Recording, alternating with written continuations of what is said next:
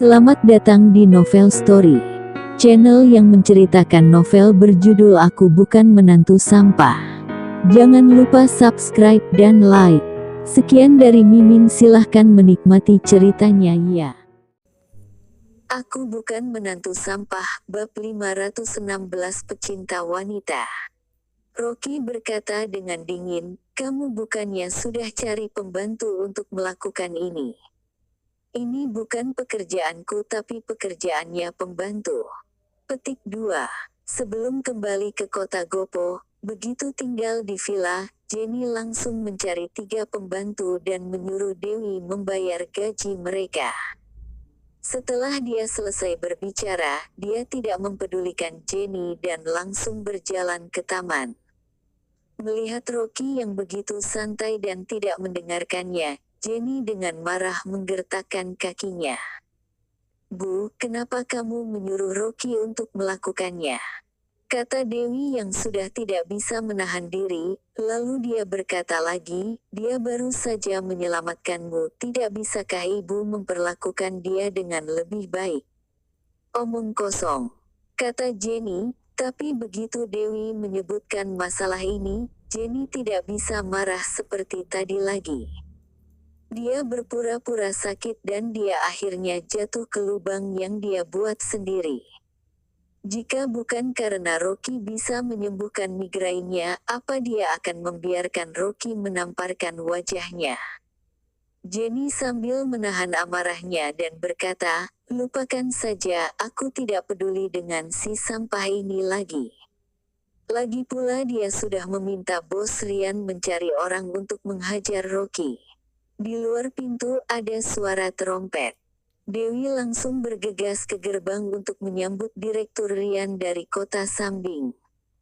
Agar dia tidak kehilangan kesempatan ini, dia sudah bangun pagi-pagi untuk berdandan. Sebelumnya dia tidak jadi membahas kontrak ini karena pertengkarannya dengan Rocky. Kali ini dengan kekuatan teman yang dimiliki Jenny, dia meminta bos Rian untuk datang ke rumahnya dan Dewi harus memanfaatkan kesempatan ini. Perusahaan Wuring Construction kaya akan modal dan mereka juga punya proyek di setiap provinsi di negeri ini. Jika bisa bekerja sama dengan perusahaan seperti ini, tidak diragukan hanya dalam setengah tahun prestasi perusahaan pasti akan meningkat pesat. Dewi keluar dari lobi dan melihat Rocky sedang berada di taman. Dewi dengan cepat memanggilnya untuk menemaninya. Jenny terus memanggilnya tapi Dewi tidak mendengarnya dan hal ini membuat Jenny sangat kesal.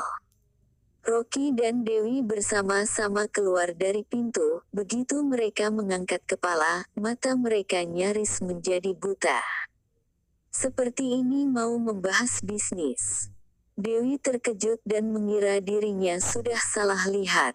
Di depan pintu villa, terparkir 3 atau 5 mobil Porsche. Mobil merah yang terparkir paling depan dari antara semua mobil. Di dalam mobil itu duduk seorang pemuda dengan mengenakan jas putih sambil membawa sepucuk bunga mawar.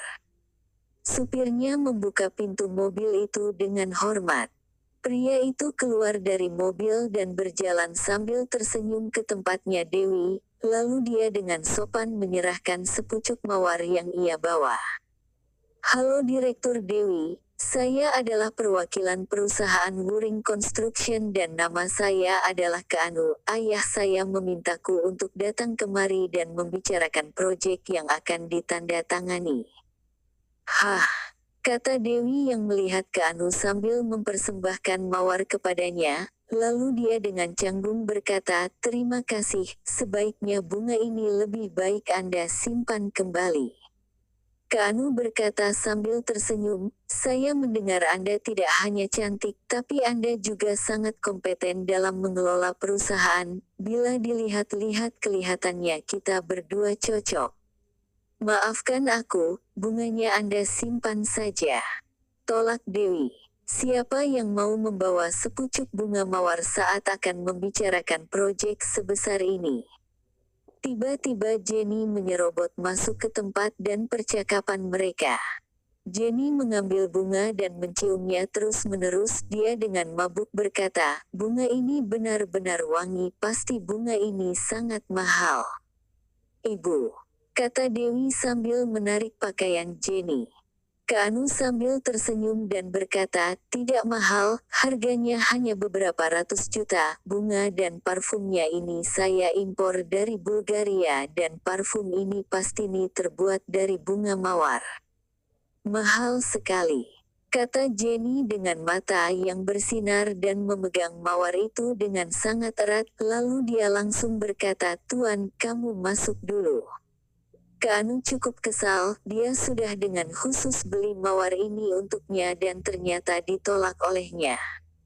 Tapi dia adalah seorang pecinta wanita, tentu dia tidak akan puas. Dia malah mengulurkan tangannya lagi ke arah Dewi dengan sikap yang elegan dan berkata sambil tersenyum, merupakan kehormatan bagi saya bisa bekerja sama dengan orang sepertimu.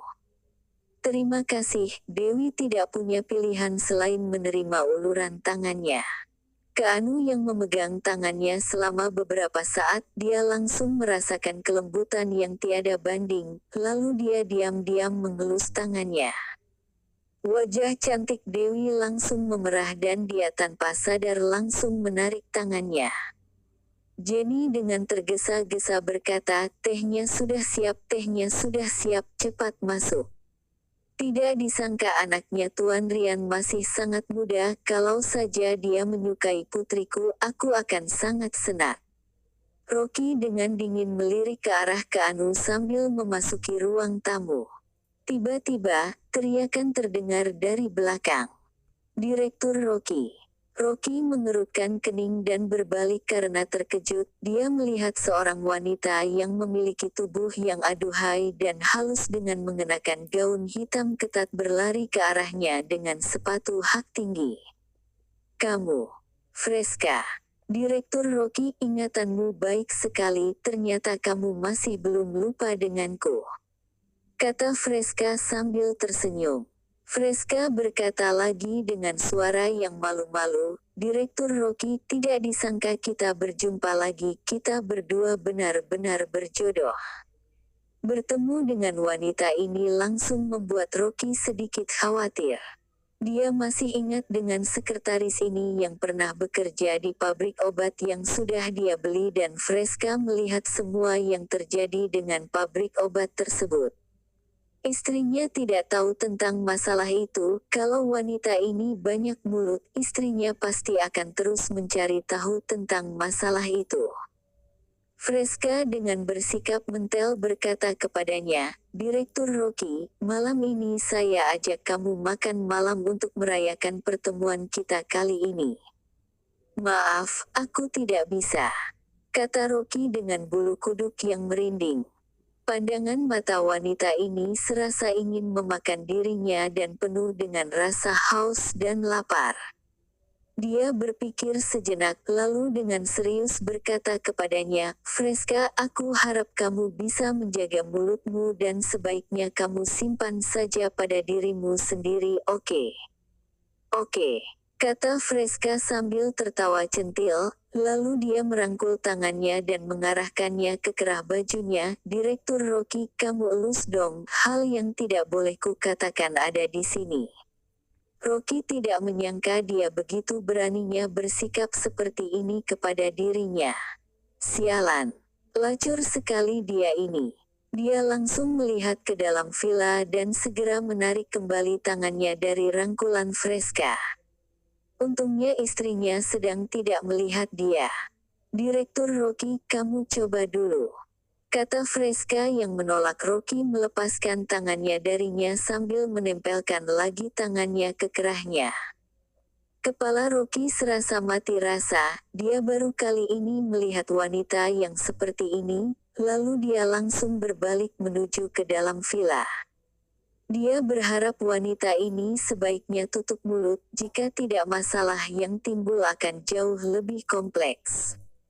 Dia berjalan ke ruang tamu dan melihat ada 3 orang yang sedang duduk di sofa untuk membicarakan penandatanganan kontrak.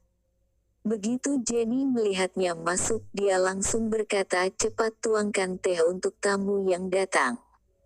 Petik 2. Rocky tidak mempedulikan Jenny dan langsung duduk di sampingnya Dewi. Rocky, kamu sudah tuli ya, kamu tidak dengar aku bilang apa? Kata Jenny dengan nada yang tinggi. Begitu Dewi melihat ibunya bersikap kasar lagi kepada Rocky, dia berkata, aku saja yang menuangkan teh untuk Anu. Sudah, kamu urus penandatangan kontrak ini, biar aku saja yang menuangkan tehnya. Kata Rocky sambil mengelus punggungnya, lalu pergi ke dapur untuk menuangkan tehnya. Dia pergi menuangkan tehnya karena tidak sudi kalau bocah ini meminum teh buatan istrinya sendiri. Orang seperti dia tidak pantas untuk minum teh buatan istrinya sendiri. Setelah Rocky pergi ke dapur, Jenny mulai mengeluh, sampah ini makin lama makin tidak sopan, padahal sudah gratis makan, minum dan tidur di rumahku ini dan sampai sekarang masih bergantung sama istrinya sendiri. Petik 2. Bu, kamu kembali ke kamarmu. Kata Dewi yang tiba-tiba berdiri dengan wajah yang dingin. Pada saat-saat biasa, Jenny menegur Rocky tetapi dia tidak tahan. Dia kehilangan wajah suaminya di depan orang luar. Ketika Jenny melihat putrinya marah, dia hanya bisa-bisa diam dan merasa kesal. Bibi Jenny, tidak perlu. Kata Anu tapi hatinya cukup gembira. Dia sudah mencari tahu tentang Rocky si sampah ini, dia tidak menyangka ternyata dia lebih pecundang dari yang dia bayangkan. Kalau sudah seperti ini, istrinya akan jauh lebih mudah untuk dia rebut. Nafsu dan semangat Anu semakin berdesir ketika melihat wajah cantik yang dimiliki Dewi. Terima kasih telah menonton, jangan lupa like, komen dan subscribe ya teman-teman agar saya semangat melanjutkan novel ini. Jika ada yang kurang baik silahkan komen di bawah agar saya memperbaikinya. Sekian dan terima kasih ya.